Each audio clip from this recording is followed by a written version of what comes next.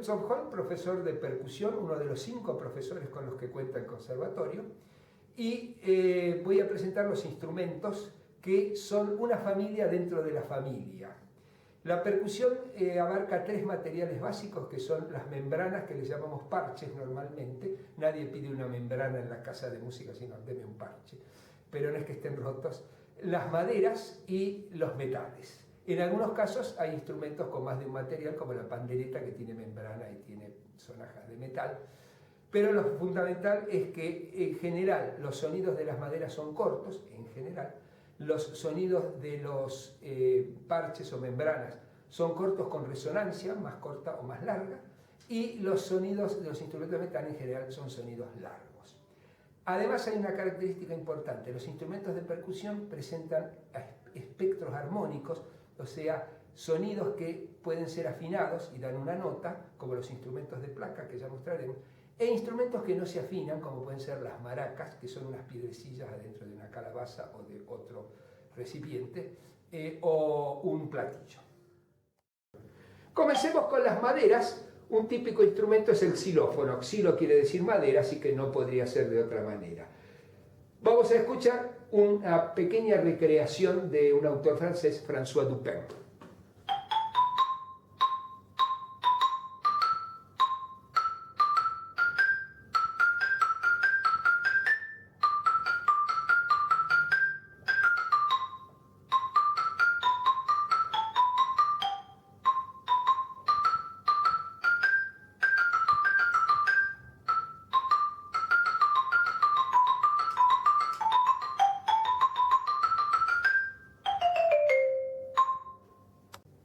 Ejemplo de instrumento metálico con alturas, el vibráfono.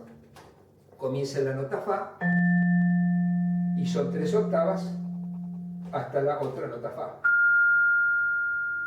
Puede sonar corto porque tiene unos apagadores debajo de las placas que yo manejo con un pedal, o tener un sonido largo.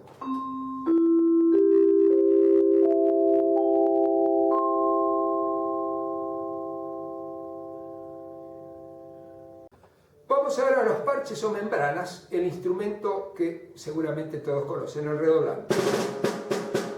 Con bordonas y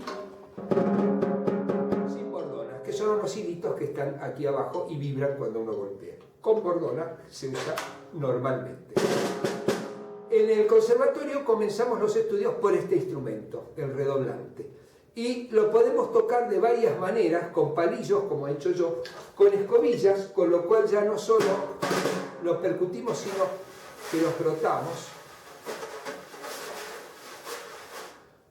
con varillas de plástico, en este caso podría ser de madera. Fíjense que cada elemento le da un timbre distinto. Y en algún caso lo podemos frotar con este bonito huevo de... Con lo cual muchos pueden pensar que no es un redoblante. Tenemos que podemos golpear en el aro, cross sticking se llama, o con la punta del palillo. Y lo apagamos. El platillo es un instrumento muy antiguo, se lo menciona entre otros en la Biblia. El platillo es muy rico en timbre, ya que cualquier cambio de la baqueta o del lugar donde lo ejecutemos cambia de manera significativa el sonido. Fíjense, con baqueta blanda, con baqueta media, con baqueta dura. En el borde, con la varilla, con la baqueta de goma,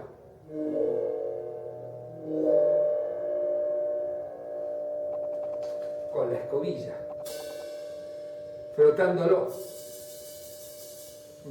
Siempre hay que tener en cuenta el instrumento, el medio que uso para hacerlo sonar, para que vibre, y el modo que empleo. Y tenemos los platillos que se entrechocan, que le llamamos pedal de Charleston o hi-hat, y con el pie, o sea que los percusionistas, además de las manos y el cerebro y el oído a veces, usamos también el o los pies.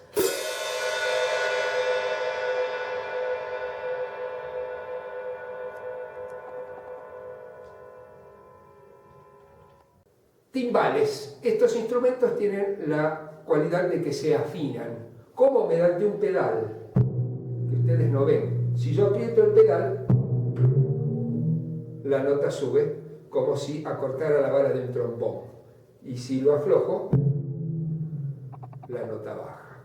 Se va a notar tal vez más en este.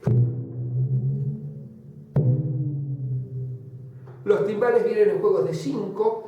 Normalmente Beethoven en sus 9 sinfonías usaba solamente 2 timbales. Brahms es el primero que utiliza 3 timbales. Y de ahí en más Stravinsky usa 2 timbalistas en la consagración de la primavera, una obra que cumplió 100 años el año pasado, 2013. Entonces los timbales se afinan, obviamente la partitura está indicada la nota, pueden haber cambios de afinación, el timbalista es el único músico que cambia la afinación de su instrumento en medio de una obra, ningún clarinetista o violinista necesita hacerlo.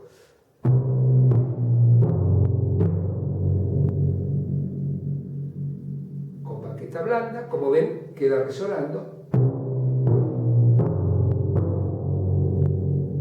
Con baqueta dura. En general, en la época clásica no se indicaban cambios de baqueta. El primero que indica cambios de baqueta es Berlioz. Y hoy en día, a pesar de eso, en una sinfonía de Beethoven, es raro que un timbalista no use menos de 5 pares distintos de baquetas para, según el momento de la obra en que se está tocando, elegir más blando, más duro. El tipo de forma de la cabeza de la baqueta también es importante.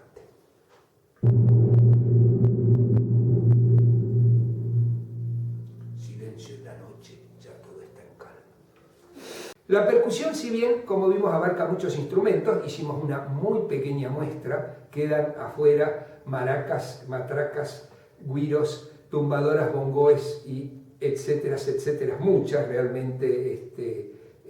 Piensen que en alguna obra europea piden 4 octavas cromáticas de cencerro. El cencerro es el que le ponen a las vacas o a las ovejas en algunos países para saber dónde están, si atrás de la colina, atrás del árbol o adelante. Bueno, algún músico pide 4 octavas cromáticas, algo, digamos, complicado de conseguir, pero existe.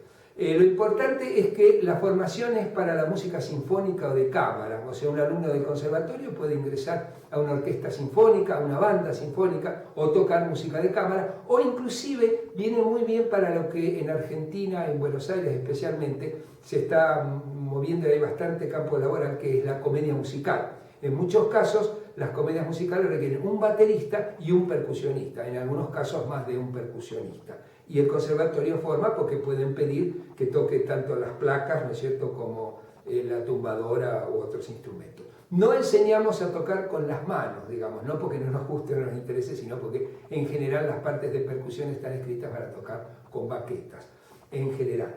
Entonces la capacitación, como digo, permite que uno ingrese a organismos donde la música se lee, digamos. Es raro que se improvise, no es que no exista, pero es raro que se improvise. Y en ese sentido, digamos, es distinto de la batería, sea aplicada al jazz o al rock. Para eso están las carreras y las escuelas especializadas en música popular. En este caso nos dirigimos hacia la música sinfónica o música de cámara, y la mayor cantidad de repertorio de la percusión es del siglo XX, con lo cual es una música con bastantes dificultades técnicas y de interpretación. A partir del tercer año de cursada, cuarto año, ya se está en condiciones de ingresar y, digamos, acercarse por lo menos, ¿no es cierto? O sea, a lo mejor ingresar no, pero a los distintos organismos sinfónicos. Hoy en día hay muchos organismos sinfónicos, en particular en la ciudad de Buenos Aires, las universidades, y se forman organismos para eventos especiales, como pueden ser óperas, ¿no es cierto? Antes la ópera era exclusiva del Teatro Colón, hoy en día a veces hay 2 o 3 óperas simultáneamente en función de voz, y hacen falta músicos para eso, ya sea que toquen los timbales, los platillos entrechocados o el redoblante. Y en muchos casos es importante tener en cuenta que hemos mostrado un instrumento por vez, pero en muchos casos tenemos que tocar más de un instrumento. O sea que eso requiere una agilidad mental y física, porque por ahí estamos rodeados de instrumentos, y entonces hay que hacer rápidas acciones y acostumbrar la sensibilidad a un instrumento tan distinto como puede ser un xilófono y un platillo. Eso le ponemos especial énfasis en ese tipo de trabajo. Así que con 3 años de cursado al conservatorio ya por ahí pueden estar en condiciones de hacer algún trabajo en algunas de las tantas orquestas o bandas que hay o que se forman ocasionalmente para distintos conciertos.